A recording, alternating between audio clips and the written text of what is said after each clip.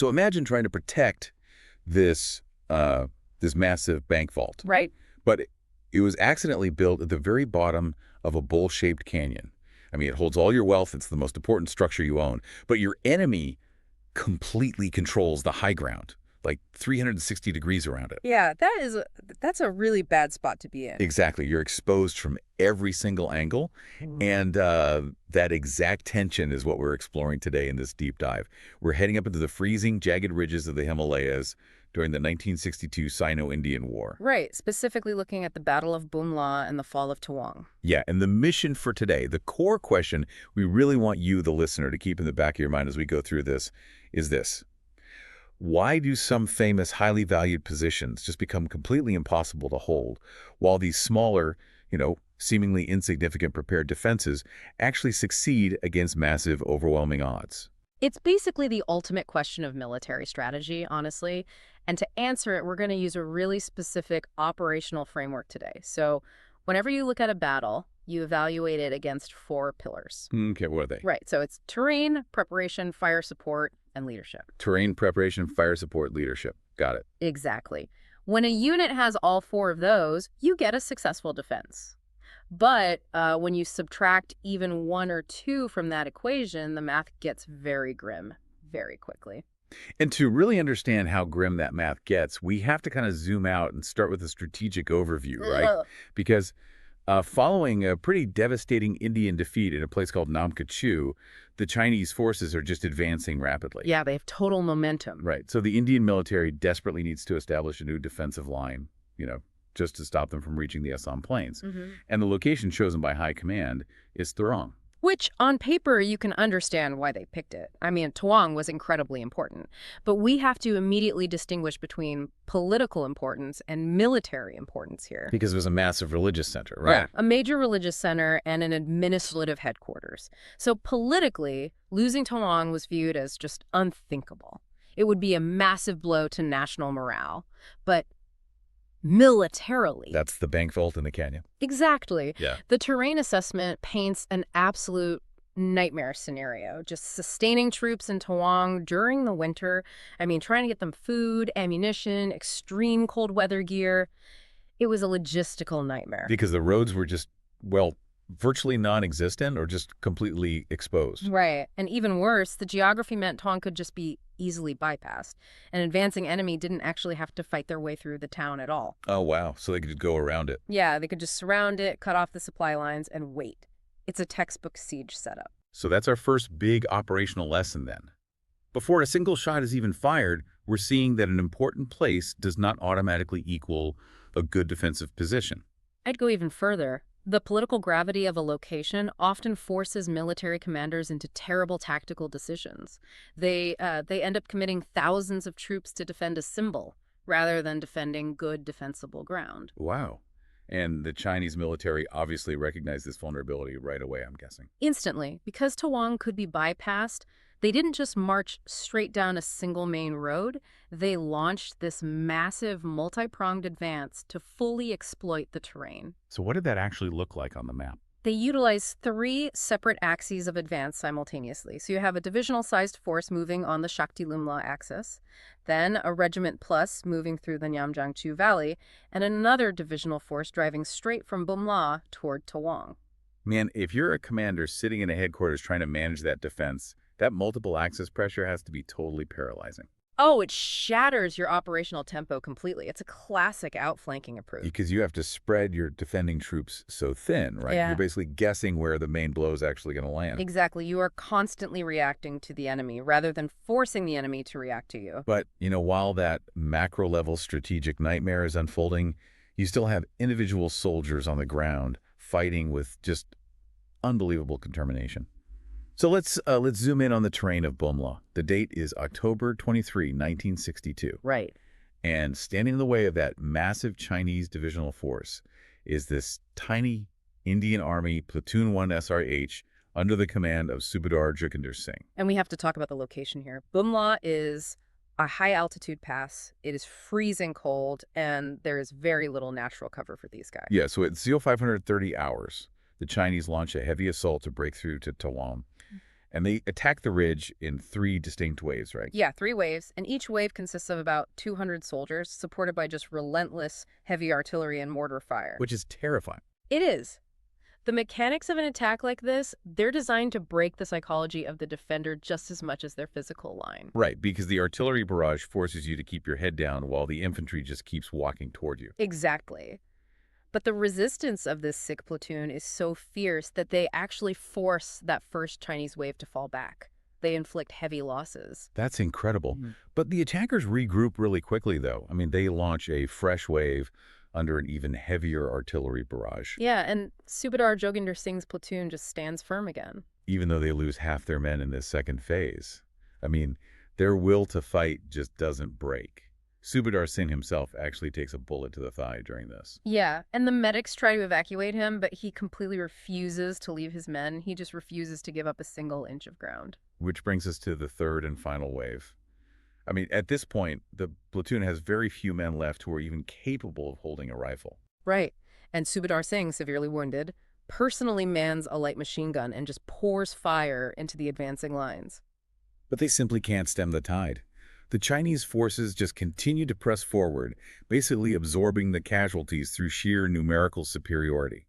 And eventually, the Sikh platoon runs entirely out of ammunition. So they're out of ammo, in freezing temperatures, massively outnumbered. This is the climax of Bumla.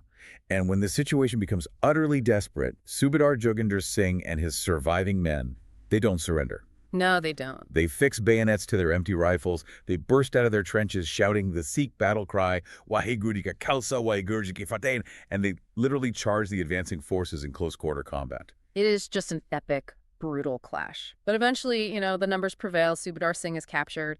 And there is this profoundly striking detail in the aftermath of this battle. Yeah, this part is wild. He suffers from severe frostbite while in Chinese custody, and his captors offer to amputate his foot to save his life, but he adamantly refuses. Wait, why did he refuse? He literally tells them that an amputation would affect his chances of promotion back in the Indian Army. Unbelievable. Yeah.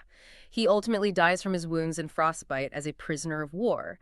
And for his incredible leadership and devotion to duty, he is posthumously awarded the Paramvir Chakra, which is India's absolute highest military decoration for gallantry. Which is obviously an undeniable display of valor. Yeah. But, if we pull back and look at the operational reality here, a pretty harsh truth emerges. And I want to push back on this a little bit. If these men fought with that level of ferocity, literally charging machine guns with bayonets, why did the position still fall? Well, it brings us right back to our analytical framework, right? Terrain, preparation, fire support, leadership. Right. Supreme courage and leadership were absolutely present at Bumla, but they were fighting on the wrong ground against overwhelming numbers without any defensive depth to absorb those multiple waves. Extreme individual morale just cannot permanently overcome a fundamentally flawed defensive layout. And that flawed layout on the ground was really just compounded by absolute chaos at the command level, wasn't it? Oh, completely. The heroism of the soldiers at Bumla was severely undercut by this command paralysis at higher headquarters, and that leads directly to the fall of Tawang. Yeah, you see a total breakdown in command clarity. Up at higher headquarters, there's just severe uncertainty. I mean, the prime minister realizes the situation is dire and basically tells the chief of army staff to make his own decisions. Right, but the tactical directives trickling down to the actual field commanders are just a mess of competing orders. Yeah, it's like a whiplash. First, the local commander is told, hold Tawang at all costs. Then the very next day, October 23, the orders change completely. Now it's withdraw to Bumdila. And it doesn't stop there. After more panic discussions back at Army headquarters, the orders change yet again. Now they're told to hold a completely different position called Silla. If you analyze this through the lens of operational execution, it is disastrous. All right. It's the worst-case scenario. A withdrawal in the face of an advancing enemy is arguably the most complex and dangerous military maneuver possible. Because you're literally moving away from the enemy, abandoning your prepared positions, and exposing your forces while in transit. Exactly. If you do not have a crystal clear, definitive directive, an organized withdrawal instantly turns into a panicked rout. And because Bumla fell, the gates to Tawang were essentially wide open. Yeah. So given those conflicting orders and the untenable terrain, the Indian forces vacated Tawang on October 23. They did blow up the bridge behind them over the Tawang River to slow the pursuit. Right, but the Chinese effectively just walked in and occupied the major religious and administrative center on October 25 without much opposition. Which perfectly illustrates the two lessons we've covered so far. A politically important place does not make it a defensible place, and a lack of clear command guarantees it will be lost. But, and this is where the narrative shifts dramatically, from the chaos of Tawang, we pivot to what happens when a unit is actually given the time to properly execute a disciplined operation and prepare a true defense. Enter the 4th Battalion, Garhwal Rifles, or 4 GARHRI, commanded by Lieutenant Colonel B.M. Bhattacharya. Right, and their initial task was incredibly difficult. They had to cover the withdrawal of the Tawang garrison. Yeah, and to do this, they had to conduct a delaying action at a place called Jang on October 24. For those listening, a delaying action isn't just fighting a random battle. It's a very specific tactical maneuver. You are intentionally trading space for time. You engage the advancing forces just enough to force them to deploy their combat formations, slowing their momentum, and then you pull back before you're fully overrun. Exactly right. And it requires immense discipline to pull off. At Jang, 4 GARHRIF held off the advancing forces, inflicted heavy casualties, successfully executed the demolition of a key bridge over the river, and then executed a coordinated fallback to their main defensive position at Nuranang. So they basically bought the time necessary for the main force. Yes. And Nuranang is where we see our defensive framework perfectly applied. I like to think of Nuranang as a flawlessly engineered dam. You know, while Bumlaw was like trying to stop a flash flood by throwing sandbags in a panic, Nuranang was a structure built with one specific purpose: to break the wave. That's a great analogy. The key variable that changed everything here was preparation. Unlike the hasty defense at Bumlaw, the 4th Garhwal Rifles had time. Because from late October to mid-November, they really entrenched themselves. Yeah. The commanding officer didn't just sit in a tent and check morale. He personally visited every single locality. He ensured weapons were properly sighted, obstacles were placed, and extensive minefields were laid. And one of the most crucial elements of this preparation was establishing interlocking arcs of fire. Right. This is vital. So if you aren't familiar with the term, imagine setting up your heavy machine guns so their lines of fire cross over each other, like a giant X over the battlefield. If an enemy force tries to advance, they aren't just getting shot at from the front, they're walking right into a mathematically designed crossfire where they are hit from multiple sides simultaneously. And there are no blind spots in a setup like that. Furthermore, they pre-registered their artillery and mortar tasks. Oh, that's a game change. Huge game changer. It means they mapped the exact coordinates of the natural approaches the enemy would have to use. They aimed their heavy guns at those coordinates well in advance. So when the enemy appears in that kill zone, you aren't out there calculating wind and distance in a panic. Nope. You just call a target code and murderous fire rains down instantly. Nuranang had the complete framework: defensible terrain, extensive preparation, coordinated fire support, and decisive leadership. And that framework was put to the ultimate test on November 17 during the Battle of Nuranang. What follows is this methodical, almost clockwork destruction of the Chinese attacks. Let's break it down. At 0500 hours, the first attack comes. It's a frontal assault. And it is immediately repelled by that pre-planned machine gun and artillery fire. The attacking force just suffers heavy casualties and is forced back. Right, so the Chinese commanders realize a frontal assault is suicide. At 0745 hours, they launch a second attack with a greater force, probing for a weakness. But again, they are met with effective, interlocking fire. The defense holds firm. Then at 0900 Egnan hours, they try a third attack. This time, they shift their approach to find a flank or a blind spot. But because of Colonel Bhattacharya's preparation, there are no blind spots. That attack fizzles out in just 20 minutes. 20 minutes? That's incredible. Yeah. And notice the leadership during the lulls between these attacks. At 1000 hours, the commanding officer isn't resting. No, he is actively supervising the redistribution of ammunition, evacuating casualties, and shifting reinforcements to the exact company that was just hit hardest. He is managing the battle, not just reacting to it. Then comes the main effort.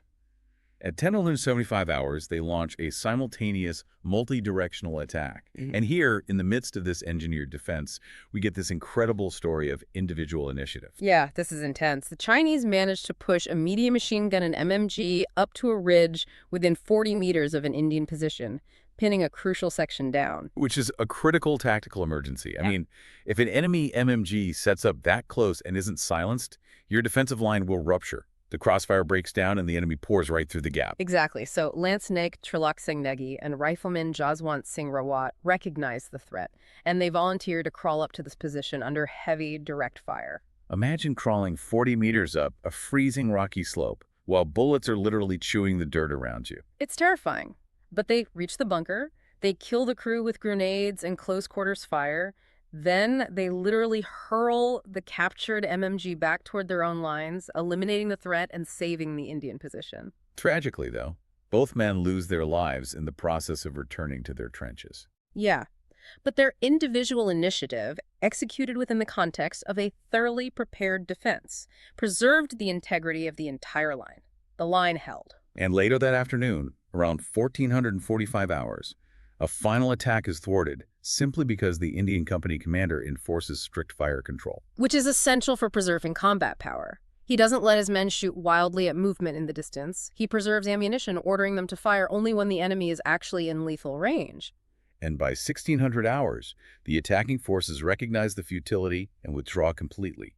The historical records explicitly note that the myth of the invincible Chinese advance had been thoroughly exploded at Nuranang. Nuranang shows us exactly what disciplined units do when given a clear, objective, and defensible ground.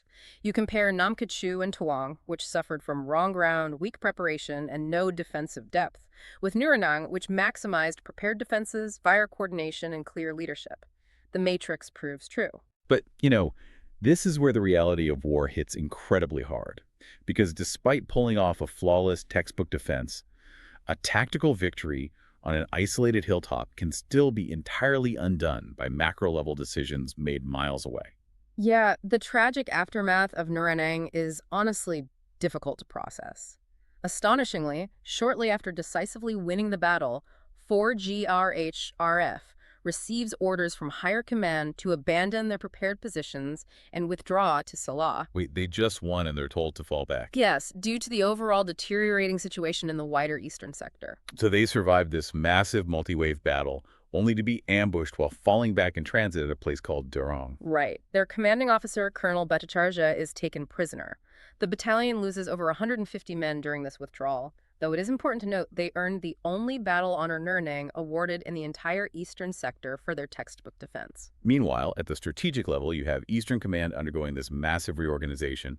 Generals are being replaced, new divisions are being rapidly raised and deployed to plug the gaps. But a really dangerous psychological shift occurs here. A belief sets in at headquarters that the Chinese wouldn't advance any further into the impending winter.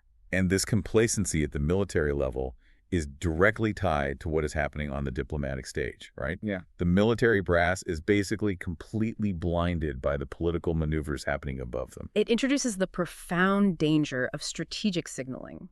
In late October and November, China formally proposes a 20-kilometer withdrawal. They publicly suggest that both sides pull back their forces and allow the prime ministers to meet and negotiate a peace. But India rejects the proposal.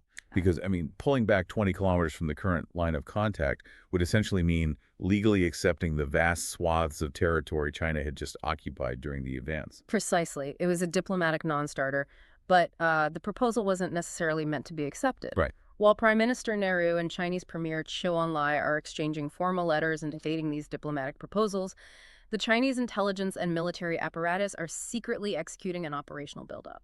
So they're using the peace negotiations as a smokescreen. Yes. Behind the lines of the ceasefire proposal, Chinese engineers are building a supply road, working day and night, physically linking Bumla and Tawang. Just rushing to bring up heavier artillery, motorized equipment, and massive winter supplies for their next offensive before the snow blocks the Himalayan passes. Exactly. They deliberately used propaganda and diplomatic overtures to pace the conflict, stalling the Indian response while they prepared the ground. And the intelligence reports confirming this massive road construction only reached the Indian leadership right before the next devastating phase of the war exploded. Man, it is a stark reminder of the layers of conflict. While the infantryman is fighting for literal inches of rock on a freezing ridge, the grand strategy above him can rewrite his fate with a single diplomatic letter or a delayed intelligence report. It really puts everything into perspective. So let's bring this all together. We started with a central question for you. Why do some famous positions fall, while smaller prepared defenses succeed? The matrix we've built answers it definitively. Tawang fell because it was structurally the wrong ground, it lacked the logistical ability for preparation, and the command structure paralyzed the defenders with conflicting tactical directives. While Nuranang succeeded against the exact same advancing army because they chose defensible terrain, they maximized every hour of their preparation time to engineer interlocking fire and pre-registered artillery, and they were guided by decisive leadership that actually managed the tempo of the battle. Which leaves us with a final thought for you today. When you open a history book about any war, the pages are almost always filled with the grand political failures.